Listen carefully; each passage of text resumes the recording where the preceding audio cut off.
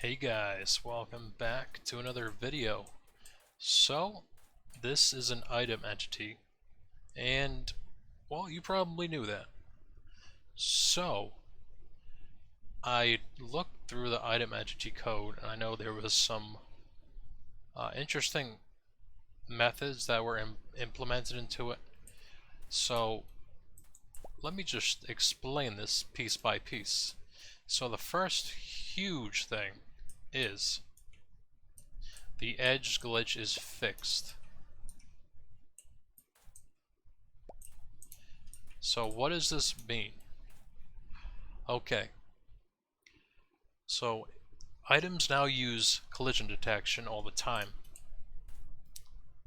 but I've introduced a new method to save data resources for your CPU. So I'll show you guys the code later, but I'm going to explain it right now. So basically what's happening is every half second the environment check is being run, and if it's in between those seconds, the only thing that happens is the item checks if it has a collector, which is a string check, and if that fails it doesn't run any of the other code, and it will count up its life, and these things last 5 minutes and then they despawn. So another thing is I added in what I call nil friction, and you can see that this isn't a slippery node, but it still slides a little bit and then it comes to a halt. So what is happening is there is a section of code when an entity is, or an item entity is first spawned, it will be constantly polling its environment and its data, and until it comes to a halt it will poll that, and then once it comes to a halt it will begin its polling method, which essentially disables its AI except for collection every half second. Basically, it doesn't do anything for half a second basically, and then it restarts the loop. So this is extremely efficient. I noticed that there's actually more of a performance boost than even doing the old method, which puts items to sleep, because what it was doing was it was checking below and inside the entity position literally every service step. So unfortunately that method is extremely heavy when you have a lot of items, and also it introduces that bug where item entities will just keep sliding on an edge, but you can see it doesn't happen like this. That's because what this is checking for is the collision with a node, and it's super fun, super cool. So you can see that works pretty well. Let me give me main ice, just a bunch of it. So one thing is, oh, that is not gonna work. Actually, let's just change the weather to snow. And I'm about to fix this glitch where you keep going up and down. I thought about how swimming works, and I'm going to change it so it doesn't jolt you basically. So you can see that that still works just fine. And that's how it actually worked before. It did those weird glitches, and I don't know why. I guess that's the client side guessing. But you can see it comes to a halt, and as soon as it falls, it begins polling again. Yeah, I really gotta fix swimming. What I'm gonna do with swimming is, instead of bringing you down, I'm gonna bring your collision box up and change the swimming. Let me show you. You can see how oh man, you can see how it looks like it flows nicely, but it really doesn't. It's very jarring.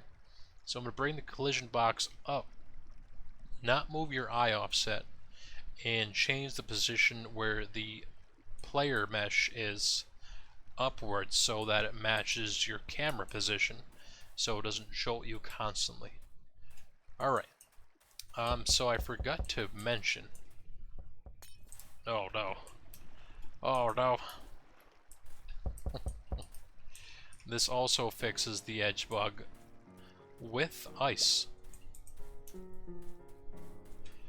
So let me just mute that real quick because that's super loud. Let me change the weather to clear. So all the snowmen are gonna die. Oh no. So you probably know that there is a check to move items out of a node that's full size. So I actually included that, but what I did was, instead of doing that very inefficient code that basically manually moves the item using velocity, I just use move to and it has the same effect. You can see it works pretty well, and all those items will come up at different rates because they're all polling individually, and so that's pretty cool. So we just do a whole bunch of items here. Let me go back to the main one. We can check that the music's done. So I can turn this on and I can get a whole bunch of nodes. So let's just add in a crap ton.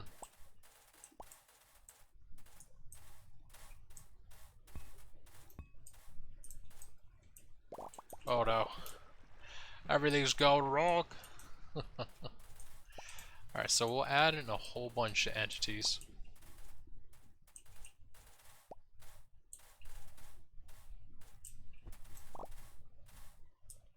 So let's just start. Oh, it's snowing out again. Let's change that back. Let's just start doing this.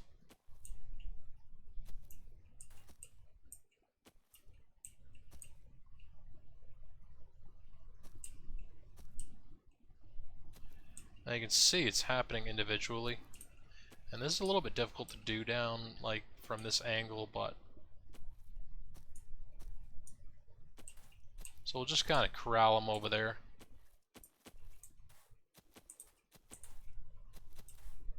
And you can see they all fell at different rates, because they're all pulling individually.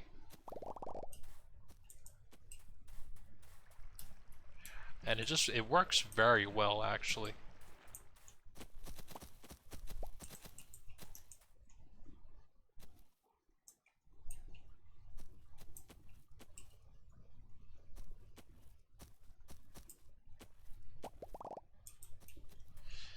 So, let's see, what else do we got in here? Oh yeah. So I showed Tex-Mex this, but you guys can see now. So this is spawning 1,000 entities every time I do this. So we got 5, 6, 7, 8, 9, 10. So you can see it takes a bit of time.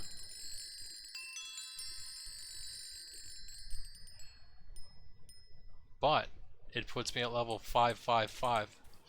And there's nothing I can do about the explosion that happens. That's just a limitation of the engine, because, you know, I just spawned 10,000 entities with minds individually, like brains that are calculating what position to go into. But it works extremely well. So let's level up again. Not even sure how many items I'm adding. We'll just go until the game engine just starts to crash. Alright, it's pretty much crashing.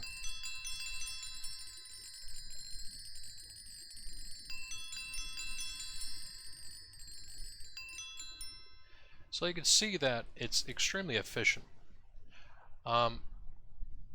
Basically, I'm making them sheer memory.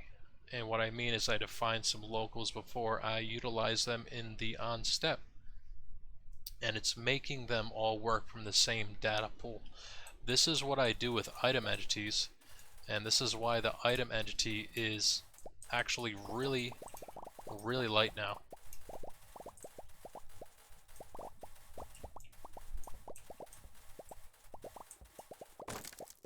And there goes my shovel.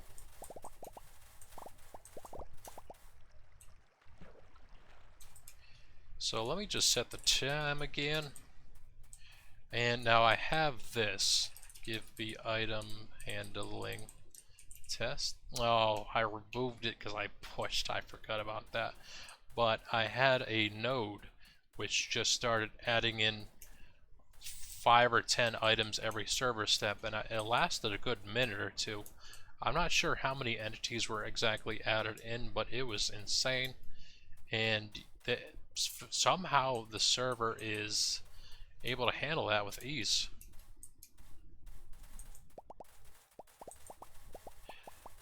So the methodology behind this is that since the data pool is shared between entities, it basically will not have to terminate and create new data in memory.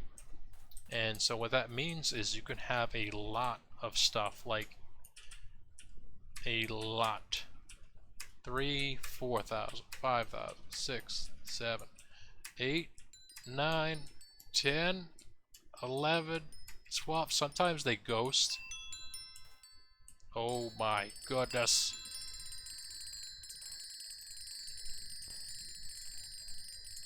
Yep, they're ghosting.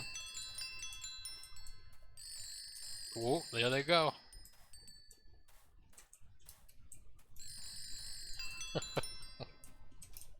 It's very strange when they do that, and then they just kind of it says they're objects, but they don't do anything.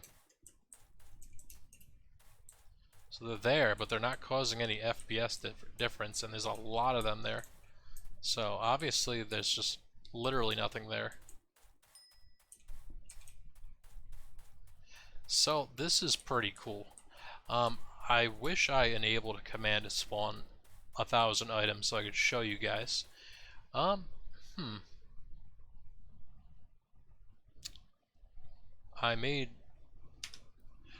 guess we could do that right now, actually. Let's go to experience. We could do this. Mine test.throw item at position. Let's do this one. Let's do position.y is 5. And main dirt for I equals 1 through 1,000 do.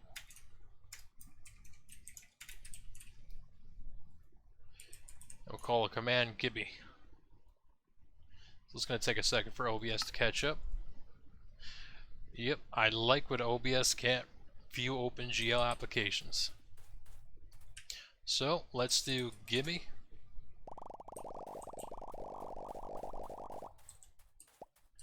As you can see, it works very well.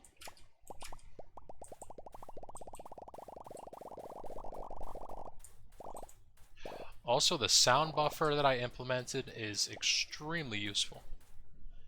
Let's push this a little further. Let's try this. Position.x equals position.x plus, we'll just say 20. That's a little far. We'll do like 8 maybe? I don't know.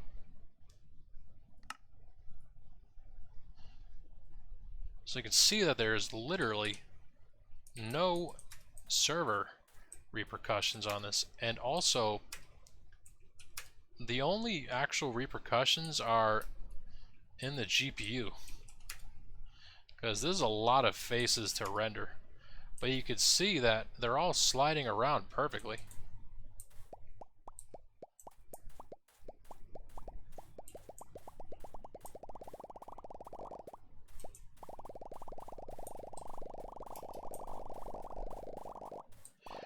And I keep trying to tell people that's why we should utilize the localization of memory, because it's just insanely useful. I mean, if I had a better GPU, this would... Let me turn down the graphics a little bit. Let's see if I can make it. No, she's chugging. Oh, how many more can we run? Oh my goodness, my cape. This is a lot of items.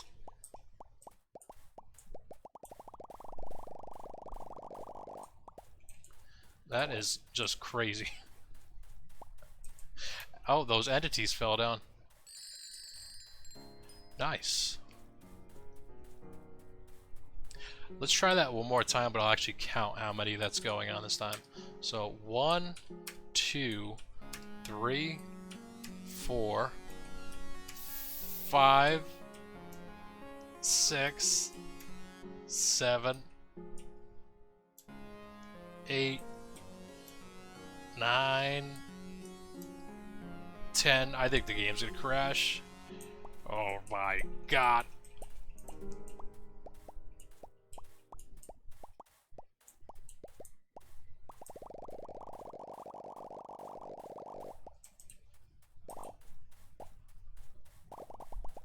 So I don't think I need to say any further that with the new method I'm implementing, basically, the only limitation with this is how fast your client is, basically. So hopefully you guys enjoyed this. I know I enjoy the outcome of how everything turned out. It's very nice, very smooth, fun times, all that good stuff. And also, this will make the game feel just a little bit better and more polished. So, hopefully you guys enjoyed this. See you in the next video. Here's a hint, there's going to be more stuff added into the game. And I'm going to finish implementing player or new functions, because that's actually the bot name. Because the fire doesn't work currently, and the something doesn't work, but I'll show you guys in the next video. So peace out.